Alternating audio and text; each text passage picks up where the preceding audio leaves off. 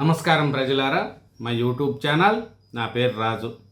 తెలంగాణలో కాంగ్రెస్ ప్రభుత్వం ప్రజలకు సంక్షేమ పథకాలు, ఒక పక్క అభివృద్ధి, ఇంకో పక్క సంక్షేమ పథకాలు సాధించుకుంటూ సీఎం రేవంత్ రెడ్డి గారు సారథ్యంలో ముందుకెళ్తుందండి. ఇంచుమించు 3 సంవత్సరాలు పూర్తి చేసుకున్న కాంగ్రెస్ ప్రభుత్వం మీద ప్రజల్లో విశ్వాసం ఉందా?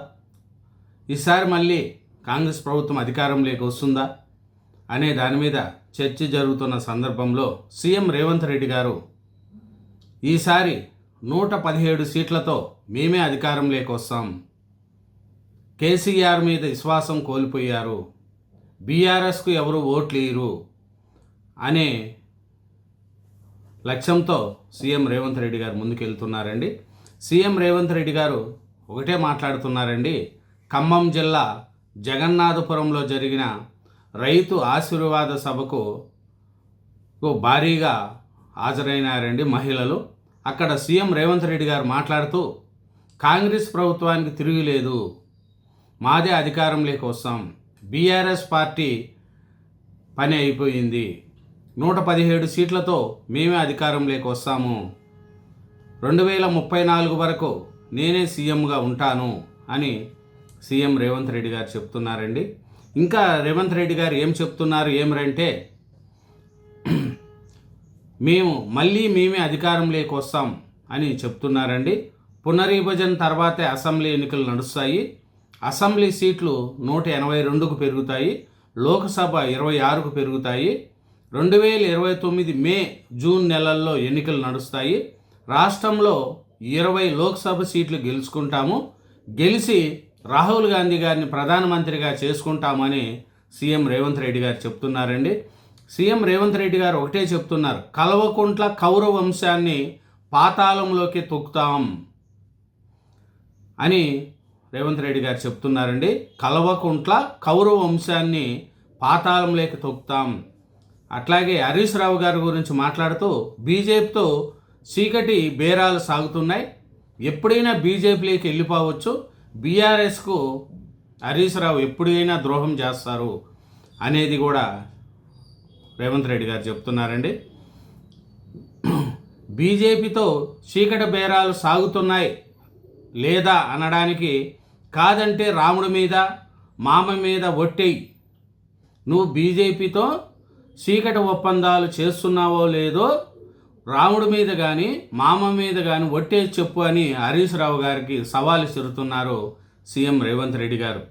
రైతుల కోసం నెలకు 5,525 కోట్లు ఖర్చు పెడుతున్నామనేది కూడా సీఎం రేవంత్ రెడ్డి గారు చెప్తున్నారండి. 5 లక్షల మందితో ఖమ్మంలో రాహుల్ సభ ఏర్పాటు చేస్తామని రైతు ఆశీర్వాద సభలో ముఖ్యమంత్రి గారు పాల్గొన్నారు. అట్లా ఉప ముఖ్యమంత్రి బట్టి విక్రమార్క గారు కూడా పాల్గొన్నారండి. ఇద్దరూ కలిసి రైతు ఆశీర్వాద సభలో పాల్గొంటూ, తెలంగాణ శాసనసభ ఎన్నికలు అందరూ అనుకున్నట్లు 2028లో కాకుండా 2029 మే జూన్ నెలలో జరుగుతాయని ముఖ్యమంత్రి రేవంత్ రెడ్డి గారు చెప్పారు. నియోజకవర్గాల పునర్విభజన తర్వాతే ఎన్నికలు జరుగుతాయని, ఆ ఎన్నికల్లో గెలిచే కాంగ్రెస్ మరోసారి అధికారంలోకి రాబోతుందని జోస్యం చెప్పారు సీఎం రేవంత్ రెడ్డి గారు. ఇంకా చూసుకుంటే వారే ఔర్ ఏక్ బార్ కాంగ్రెస్ సర్కార్, ఇదే వచ్చే ఎన్నికల్లో పార్టీ నినాదమని, కార్యకర్తలంతా సన్మధ్వం కావాలని పిలుపిచ్చారు. ఖమ్మం జిల్లా చింతకాని మండలం జగన్నాథపురంలో జరిగిన రైతు ఆశీర్వాద సభలో ముఖ్యమంత్రి గారు ప్రసంగించారండి. అలాగే బట్టి విక్రమార్క గారు మాట్లాడుతూ, బీఆర్ఎస్ అని నమ్మితే నాశనమే, ప్రజలను తప్పుదోవ పట్టిస్తున్నారు, రైతు సంక్షేమం మా లక్ష్యము అని ఉప ముఖ్యమంత్రి బట్టి విక్రమార్క గారు అంటున్నారండి. అట్లాగే 2029లో జమిలీ ఖాయమే, నిపుణులు పౌర సమాజంలో చర్చలు, ఒకే దేశం ఒకే ఎన్నిక బిల్లుకు 90% మంది మద్దతు, కొందరు సీఎంలు పార్టీలు అంగీకరించాలని జేపీసీ సారథి పీపీ చౌదరి వెల్లడించారు. ఇంకా మన రేవంత్ రెడ్డి గారు మాట్లాడుతూ, వచ్చే కాంగ్రెస్ ప్రభుత్వమే ఈసారి 117 సీట్లతో మేము రాబోతున్నాం అనేది కూడా చెప్తున్నారు. అలాగే ఈ రైతు సంక్షేమ ఆశీర్వాద సభలో బట్టి విక్రమార్క గారు, సీఎం రేవంత్ రెడ్డి గారు మాట్లాడుతూ, మేము అన్ని విధాలా ఒక డెవలప్మెంట్ చేసుకుంటూ ముందుకెళ్తున్నాం. ఒక పక్క అభివృద్ధి, మరో పక్క సంక్షేమం. అందుకనే మేము 117 సీట్లతో ఈసారి గెలుస్తామనేది కూడా చెప్తున్నారండి. ఎందుకంటే లోక్సభ సీట్లు 17 నుంచి 26కు వస్తాయని, అసెంబ్లీ సీట్లు 119 నుంచి 182కు పెరుగుతాయని రేవంత్ రెడ్డి గారు చెప్తున్నారండి. కాంగ్రెస్ 117 సీట్లతో గెలిచి తిరిగి అధికారాన్ని చేజిక్కుంటుందని అన్నారండి. లోక్సభలోనూ 20 సీట్లు సాధిస్తుందని విశ్వాసం వ్యక్తం చేశారు.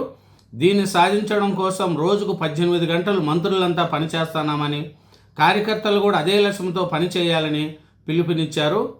కల్వకుంట్ల కౌరవ వంశాన్ని తెలంగాణ రాజకీయ ముఖి చిత్రం నుంచి తప్పించి పాతాళానికి తొక్కే వరకు కాంగ్రెస్ కార్యకర్తలు మిశ్రించొద్దని కోరారు. తర్వాత రేవంత్ రెడ్డి గారు మాట్లాడుతూ 2023లో ఖమ్మంలో రాహుల్ సభ తర్వాత గాంధీ భవన్లో తనను కలిసిన జర్నలిస్టులకు కాంగ్రెస్ అధికారంలోకి రాబోతుందని చెప్పమన్నారు. ఉప ఎన్నికల్లో డిపాజిట్లు కూడా రాని కాంగ్రెస్ అధికారంలోకి ఏమొస్తుందని వారు ప్రశ్నించగా, తాను కాంగ్రెస్ సాధించే సీట్లు సిట్టీపై రాసి సీల్ కవర్లో పెట్టుకోండి డిసెంబర్ అని చెప్పారు. అట్లాగే రేవంత్ రెడ్డి గారు మాట్లాడుతూ అభివృద్ధి, డెవలప్మెంట్, సంక్షేమం అన్నీ కూడా ముందుకెళ్తున్నాయి అనేది కూడా చెప్తున్నారండి. ఇంకా రేవంత్ రెడ్డి గారు ఏం చెప్తున్నారంటే,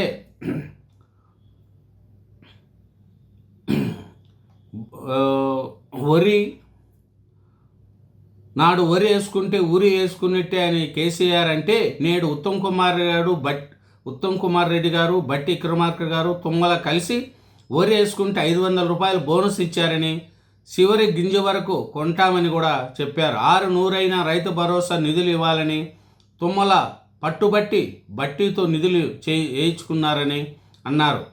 పోయిన సంవత్సరంలాగే జూన్లో కూడా 9,000 కోట్లు 9 రోజుల్లో రైతు భరోసా కింద వేస్తామన్నారు.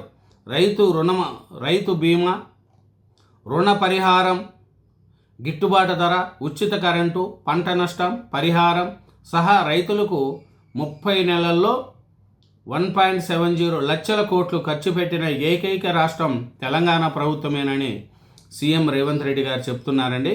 గత ప్రభుత్వం రైతుల కోసం నెలకు 2,500 కోట్లు ఖర్చు పెడితే, తమ ప్రభుత్వం నెలకు 5,525 కోట్ల చొప్పున ఖర్చు పెడతామన్నారు. 25 లక్షల మంది రైతులకు 25,000 కోట్ల వరకు రుణమాఫీ చేశామని కూడా వివరించారు. ఉచిత కరెంటు కోసం 30,000 కోట్లు చెల్లించామని చెప్పారు. కాంగ్రెస్ వస్తే కరెంటు ఉండదన్నారని, కల్వకుంట్ల కుటుంబం వైర్ను పట్టుకుంటే కాకిలా మాడిపోతారని వ్యాఖ్యానించారు. కేసీఆర్ ఇంట్లోనే పోటీ ఉందని, బామార్దులకు ఒకరి మీద ఒకరికి నమ్మకం లేదని సీఎం రేవంత్ రెడ్డి గారు మాట్లాడారండి. చెరువు గుంపు మెయింటెనెన్స్ చేస్తూ ఉన్నారని, ఒక గుంపు నాయకుడు మేడిగడ్డలో నీళ్లు నింపమంటాడని చెప్తున్నారు. ఇంకా చూసుకుంటే రేవంత్ రెడ్డి గారు ఒకటే చెప్తున్నారండి. ముఖ్యమంత్రి సీఎం రేవంత్ రెడ్డి గారు, ఉప ముఖ్యమంత్రి బట్టి విక్రమార్క, తుమ్మల నాగేశ్వరరావు పొంగలేటి చేతుల మీదుగా రైతు భరోసా నిధులు, మొక్కజొన్న రైతులకు చెల్లింపులు, భూ ఆధార కార్డులు అందించారు. రైతు భరోసా కింద 9 ఎకరాల నుంచి 54 ఎకరాల వరకు మిగిలిన రైతులకు 9 కోట్లు జమ చేసి 9 రోజుల్లో 9,000 కోట్లు రైతు భరోసా చెల్లింపులకు ముగింపు ఇచ్చారు. భారీగా తరలివచ్చారండి ఈ సీఎం రేవంత్ రెడ్డి ఎన్నికలకు, ఈ ఆశీర్వాద రైతు భరోసాకి. అట్లాగే రాబోయే ఎన్నికలకు శంఖారావం పూరించారు సీఎం రేవంత్ రెడ్డి గారు. ఖమ్మం జిల్లాలో నిర్వహించిన రైతు ఆశీర్వాద సభకు పెద్ద సంఖ్యలో రైతులు జనం హాజరయ్యారు. సీఎం రేవంత్ రెడ్డి ప్రసంగానికి మంచి స్పందన కనిపించింది. మధ్యాహ్నం 3:30 సమయంలో సీఎం సభా స్థలానికి చేరుకున్నారు. సుమారు 2.5 గంటల పాటు సభలో పాల్గొన్నారు. సభా వేదికగా రైతు భరోసా సొమ్మును రైతుల ఖాతాల్లో జమ చేశారు. అనంతరం ప్రసంగించారు. సభకు ఉమ్మడి ఖమ్మం జిల్లాతో పాటు ఇతర జిల్లాల నుంచి సుమారు 2 లక్షల మందికి పైగా హాజరైనట్లు కూడా మనకు తెలుస్తుందండి. ఇదేనండి సీఎం రేవంత్ రెడ్డి గారు కల్వకుంట్ల కౌరవ వంశాన్ని తెలంగాణ రాజకీయ ముఖ్య చిత్రం నుంచి తొలగిస్తామని, అట్లాగే ఈసారి 117 సీట్లతో గెలుస్తామని, చెప్తున్నారండి.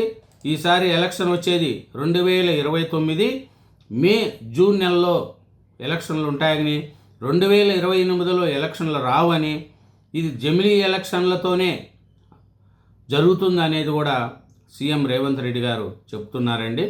థ్యాంక్ యూ వెరీ మచ్ అండి. ఛానల్ను సబ్స్క్రైబ్ చేయండి, వీడియోను లైక్ చేయండి. Thank you very much.